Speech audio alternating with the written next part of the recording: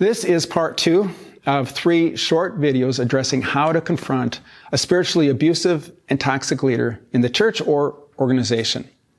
In part 1, I helped you identify a toxic leader. In this video, I'll start to offer steps to confronting a toxic leader. But before I do that, I want to ask the question, should you confront your toxic leader? In my book, Broken Trust, I said that if you find yourself in an abusive church or organization, you should do one of 2 things. Either confront the leadership or just leave. Both are acceptable responses for different reasons. I think it's fair to leave if you are part of a large organization and have no access to the leadership or no credibility with them. You can certainly try if you feel compelled to do so, but I don't think you should feel obligated to do it. You might be new to the group and not yet that invested, or you realize that you have limited understanding of the situation and are probably not the best person to confront the leadership. Another possibility is that you might not feel equipped to take on the emotional task of confronting a powerful person. There are many reasons why leaving is simply the best answer. You don't personally have to take on the responsibility of correcting the organization. Simply leaving it makes a statement in itself, and if enough people vote with their feet like this, hopefully the leaders will take notice and change. But on the other hand, you might have been a part of the church or a similar group for years, and you know the leadership well. Maybe you've been around long enough to see a pattern of abuse up close and personal, and you might have the kind of personality that can confidently confront an abusive personality.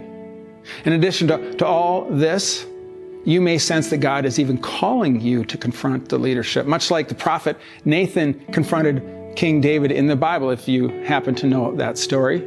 If this is what you want to do or feel led to do, then I have 7 steps that I'd like to recommend for you to take. I'll give you the first 3 steps in this video, catch the other 4 in the 3rd video in this series. So the first step is to simply pray. Confronting a spiritual leader is no small task. You want to make sure your heart is right. You don't have to be perfect to confront someone, but you also want to make sure that you have good intentions and good motivations, and you're not on a personal crusade to take someone down.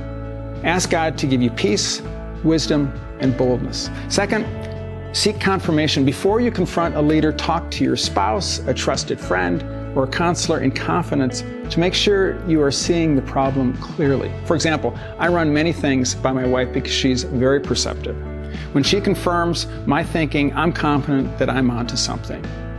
Be careful, though, not to use these conversations as an excuse to gossip. The goal is to check the accuracy of what you see as wrong. You're looking to God to confirm or disprove your observations. The 3rd step is to go to the leader. Now, this can feel overwhelming. Who are you to challenge a spiritual leader? Well, if the leader isn't open to being challenged, then he or she shouldn't be a leader. Leaders need to model transparency and humility.